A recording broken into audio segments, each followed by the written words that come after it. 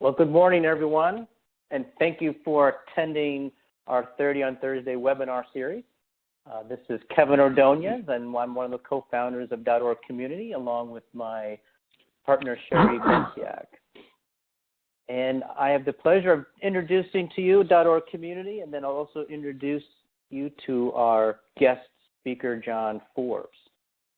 So as many of you know, orgCommunity is a membership club of extraordinary executives who strive to turn their ideas and talents into success. So as nonprofit professionals, your main focus is on your organization's mission, and our focus is to help you and support you as you help your organization succeed and move forward. And our aim and passion is to provide you with inspiration, tools, and connections to take your organization forward.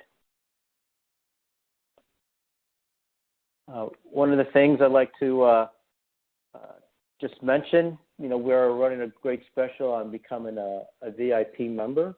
It's an all-inclusive access, so pay one annual price and you have access to all of our fantastic programming, including our 3 signature events, which will be held on April 27th, which is our Disruptors Conference, and in July 19th, our Leadership Summit, and September 12th, which would be our Solutions Day conference.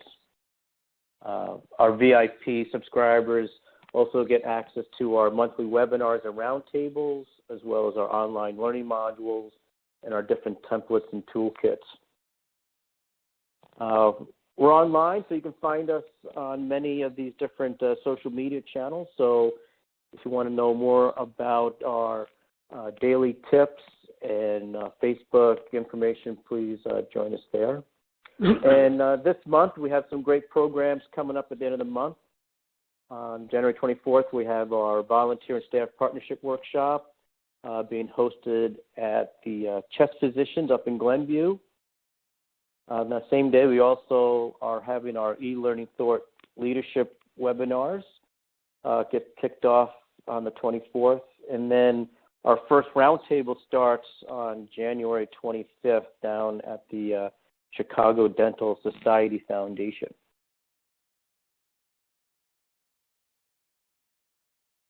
Just a little housekeeping before I turn it over to John. You will receive a copy of this presentation, and I'll also send out a link to everyone who's participating with us this morning to download your CAE certificate. So without further ado, I'm going to introduce to you John Forbes. John is an association executive. He's had several leadership roles at some of the nation's largest medical societies.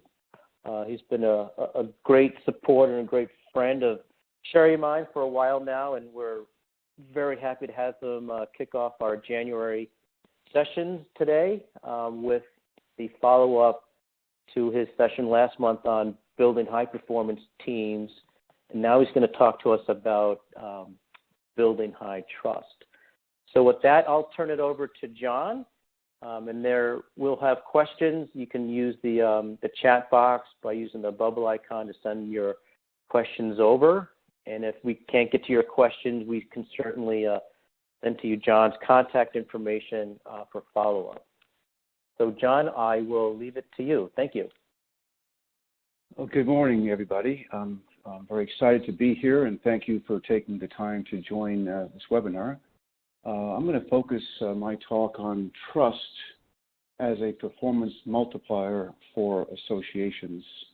And the agenda would be to make the case for trust, introduce the 5 waves of trust, and talk about how we can trust smarter.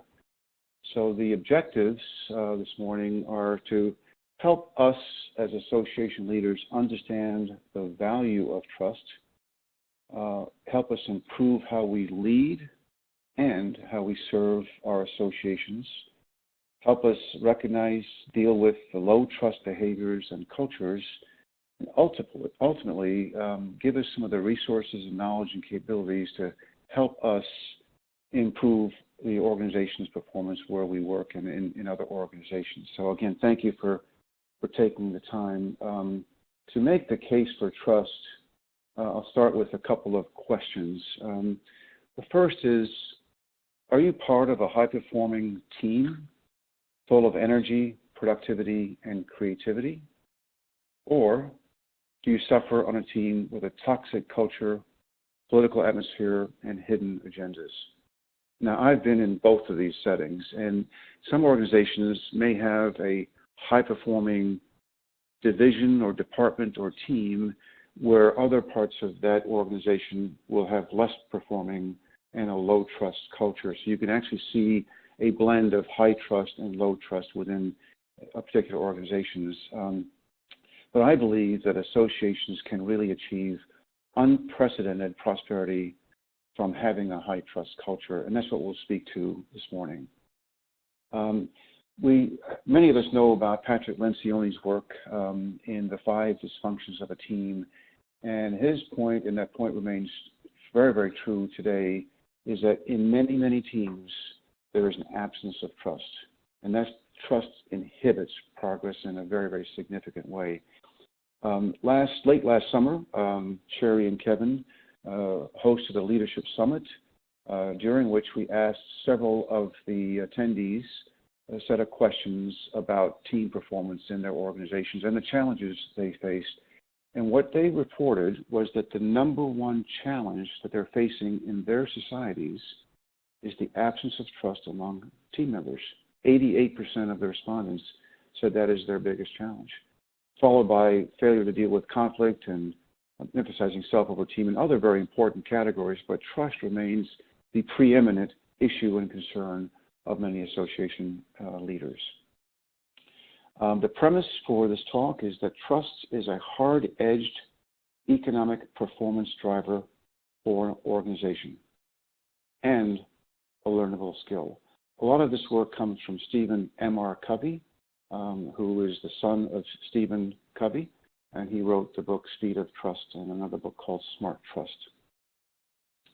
So when there is high trust amongst people or in an organization, there is greater speed and there is lower cost.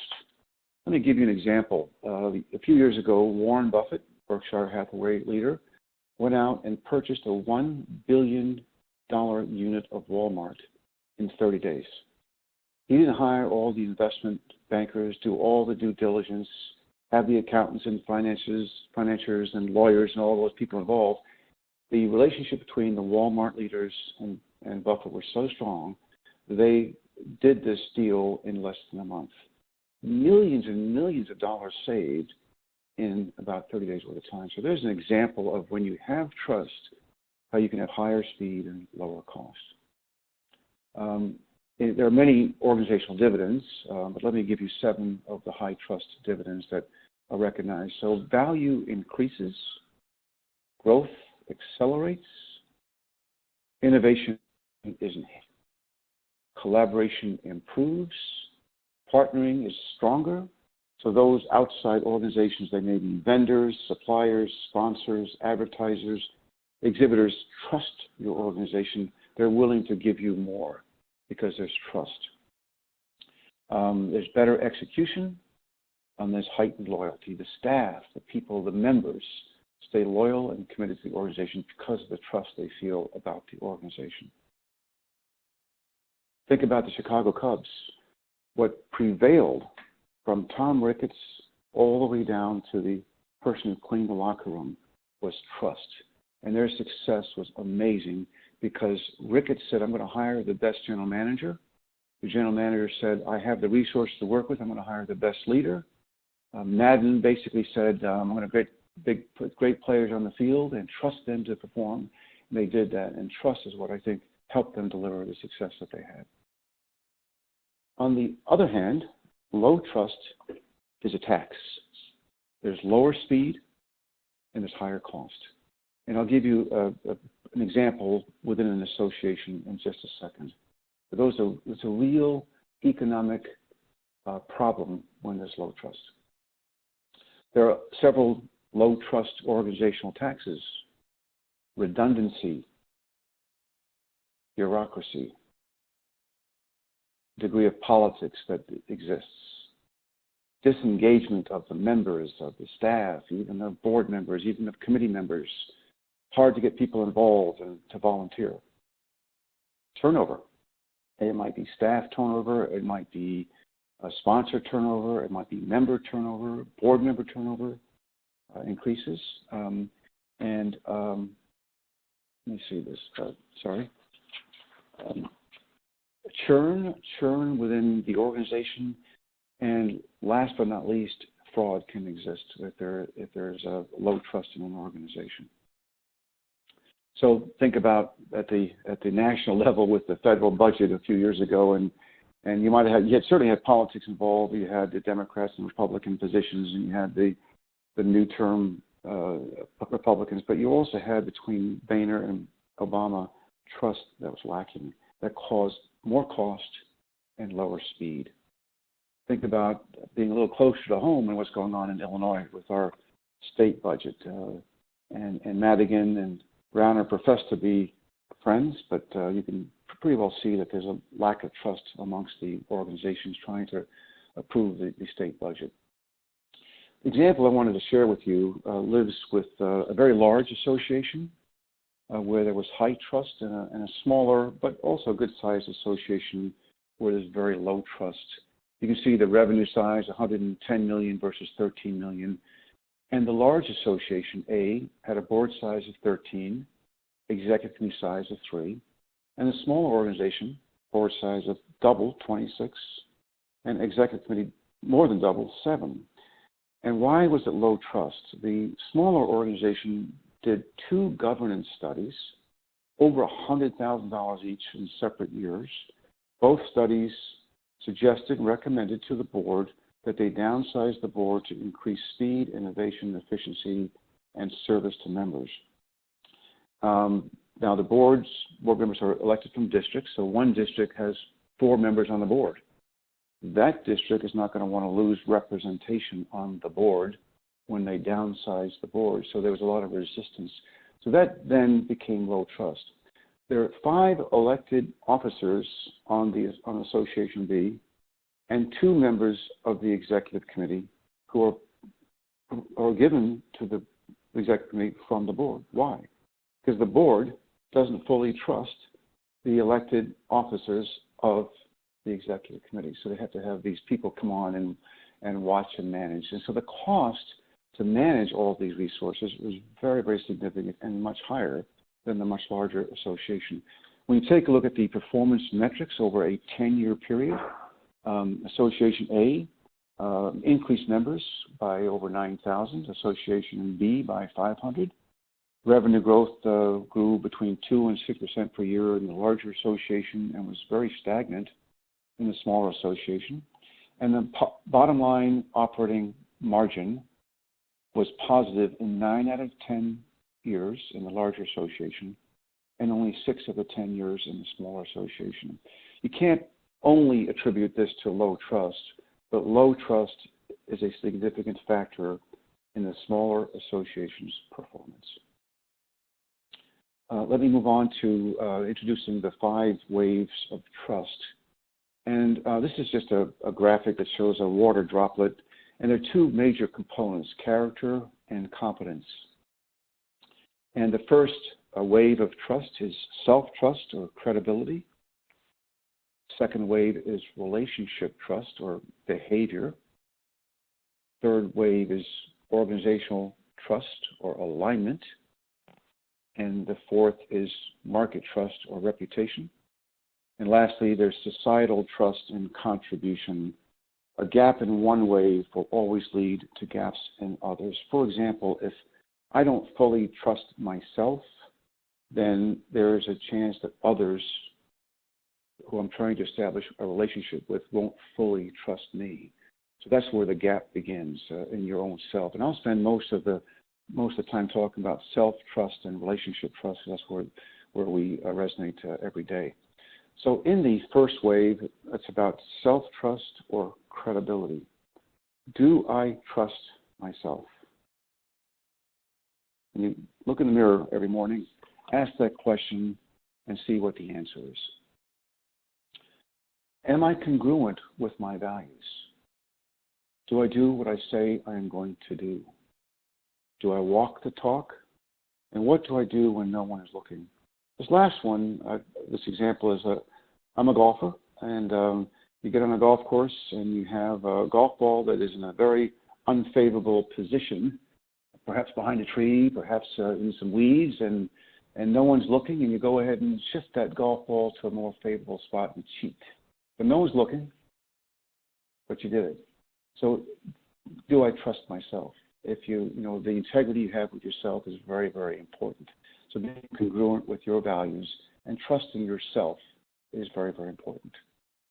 The 4 cores of credibility. Here's an image of a tree and the roots of this tree. We know that roots below the surface we cannot see, but we do see the flowering and the beauty of trees because it's above the ground.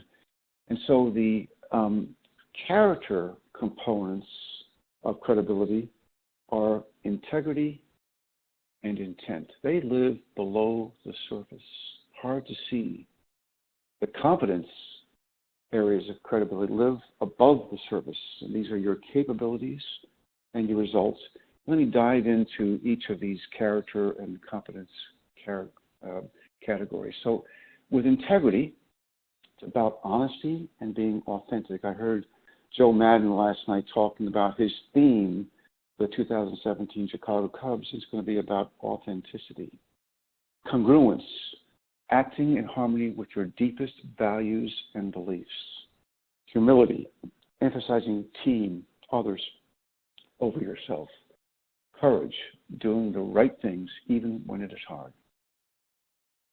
Intent, your motives, agenda, and behavior. The motive that inspires the greatest trust is caring. You really, really care for others, and it shows through your behavior. Seeking mutual benefit.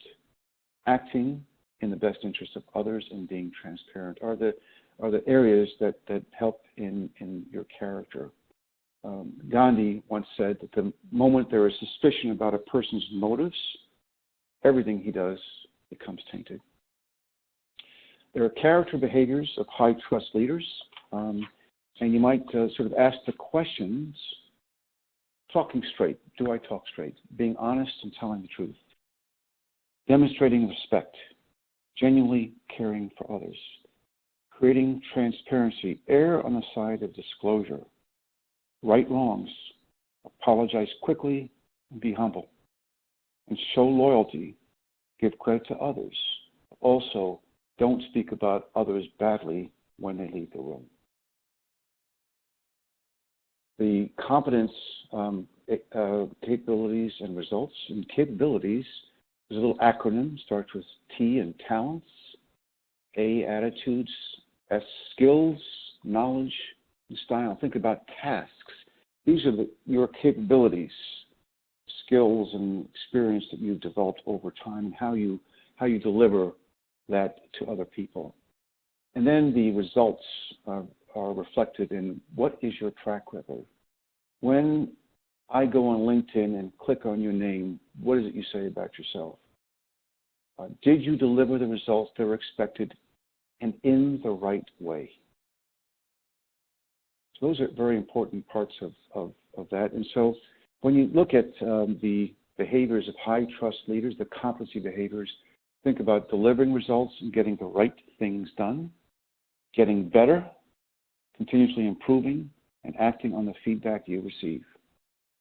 Confronting reality, addressing the tough stuff directly.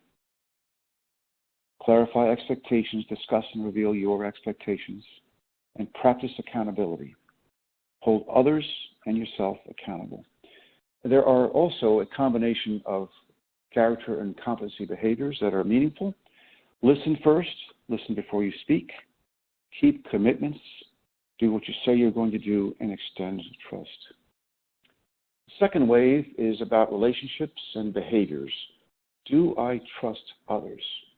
My boss, the CEO, my team, my peers, my subordinates, the boards, the committees, the members, et cetera, my vendors, those other folks. Do I really trust others? Do I trust first? Can I be trusted? Am I overly suspicious? Can I delegate power? Third wave is about organizational trust, and it's all about alignment of the culture, strategy, and the values. Let me give you a quick example. If a CEO comes in and says, I have a new vision, but the culture hasn't been convinced and the culture isn't change ready, then it's going to be very hard to build trust because you haven't got alignment between the CEO's vision and the culture that doesn't really want to change. So that's where the alignment is so important. The third wave is all about market trust. Sorry, I clicked too quickly. And it's about reputation, establishing trust with external stakeholders, inspiring trust in the marketplace, and building and protecting the brand. An organization I worked for recently, the American Academy of Pediatrics, and many organizations who you represent, people on this call, have a great deal of trust in the marketplace, in the world, and in society because of the mission that you pursue. The fifth wave is really a societal trust, which is about contribution, global citizenship, and social capitalism or giving back. Let me speak about smart trust and how we can trust smartly. This is a 2x2 smart trust matrix. Down below you have the analytics, low or high, and on the left vertical axis you have the propensity to trust, low and high. And there are 4 quadrants here. To the left, top left, it's about blind trust or being too gullible because you trust too much, but you don't do any due diligence. The bottom left says you don't trust at all. You're indecisive. You don't do any analytics, but you just don't trust. The bottom right says you do a lot of analytics, but you don't have a propensity to trust, so you distrust, you're suspicious. And the top right says you have good judgment because you are doing the due diligence and analytics, but you also have a propensity to trust. Ask yourself, where do you fall in this matrix? I've looked at this myself, and I fall somewhere in the middle of the top 2 boxes. There are times when I'm making decisions where I don't do enough analysis, but I have a high degree of trust propensity. So I make mistakes because I haven't taken the time to do the proper analysis to make sure that my gut feeling on trusting something is supported by data. So take a look at where you are in this matrix. And so the smart trust formula, as conventional wisdom would suggest that strategy times execution equals results. A more accurate formula based on this content is strategy times execution with trust and times trust will give you even better results. And this is the performance multiplier. When trust is compromised or broken, what happens? Can trust be regained if it's compromised? And the answer is yes. Covey speaks to this. You can't talk yourself out of a problem you have behaved yourself into, but you can behave yourself out of a problem you have behaved yourself into. You can behave yourself into the person you want to be, honest or caring. So your behavior will tell people that they can trust you if you have compromised that trust. If trust is broken, can it be fixed? And I put yes with lots of question marks because it's really, really hard to do and only works if both parties are willing to work at it. Let me give you an example. My best friend from high school, he and his wife live in Denver. 2 years ago, she ran up the credit card bill to $50,000 without telling him. Broke his trust, caused great problems in the family unit, and they went about changing that. Later, my good friend had an affair, broke the trust, and this thing just broke their situation. They separated, and you think this is it, they're done, until they decided they were going to work on it. They're now in Scottsdale for a month, working things out and getting back together. So when trust is broken with such a degree of severity, it can be fixed if two parties are willing to work at it. So trust on teams.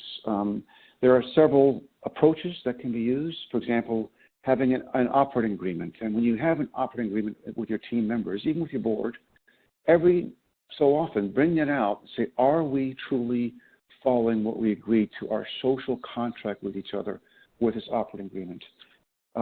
Understanding each other's styles, so using that color palette and understanding how we communicate, and that's a very important way to understand how people work with each other.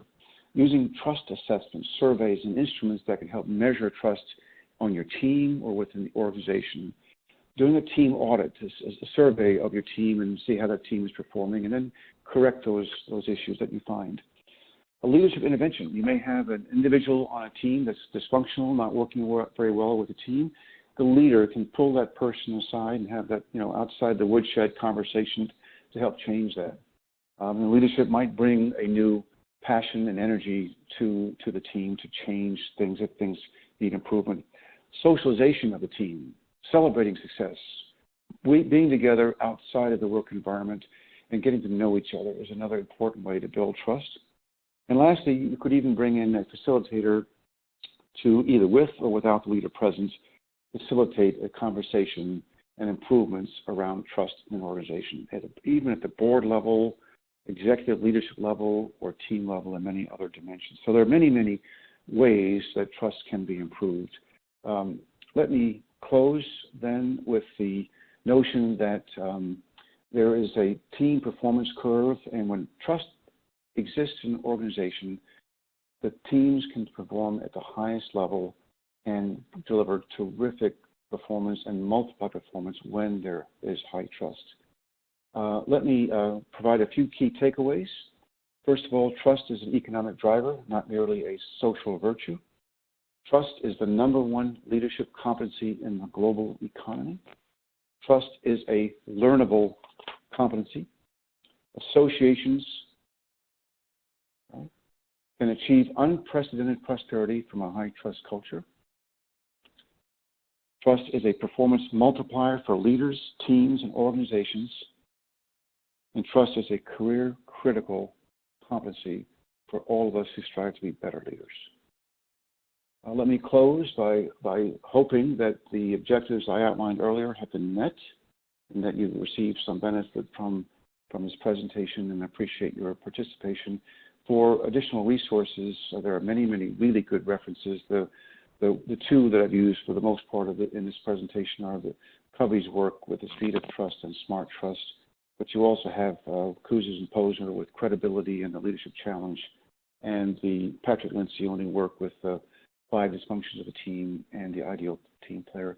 I'll leave you with a closing, contact information should you need further information working with Kevin and Sherry or myself, and a little quote from Jack Welch, who basically said that you know it, trust when you feel it. So thank you for your time this morning. I appreciate the opportunity to share this information with you. Kevin, I'll turn it back over to you. Great. Thank you very much, John. Fantastic.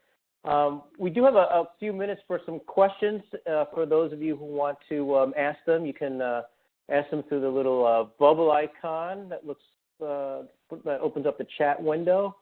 And as you're doing that or thinking through John's presentation, John, one of the things I was just sitting here thinking of, we've all been involved on some of those teams, whether it's a implementation team or a building move team or an audit team, and then, trust starts to remove itself from the discussion, or there's that feeling of trust is not there. What I guess my question is, are there trust exercises or something you can do? I mean, we can certainly take out the operating agreement or maybe suggest to create one if none exists. But are there other ways to build trust back up or maintain that sense of trust as these teams go through some of the challenges and pressures and stress? Yes, definitely. That's a great question, Kevin. And there are a number of, very quick exercises that you can do that you ought to filter into these meetings to add spice and add the ability to know each other better. I think knowing each other better is really important. So one example would be when you start, perhaps when the team forms or somewhere in the course of the team's journey, bring in a set of questions, and one question, maybe it's like 3 questions, and one question would be, where did you grow up? Okay, and have each person circulate conversation about where they grew up. Second question would be, in your family, how many siblings did you have, and who were they? And the third question in that same particular activity might be, when you grew up as a youth, what were 1 or 2 of your biggest challenges?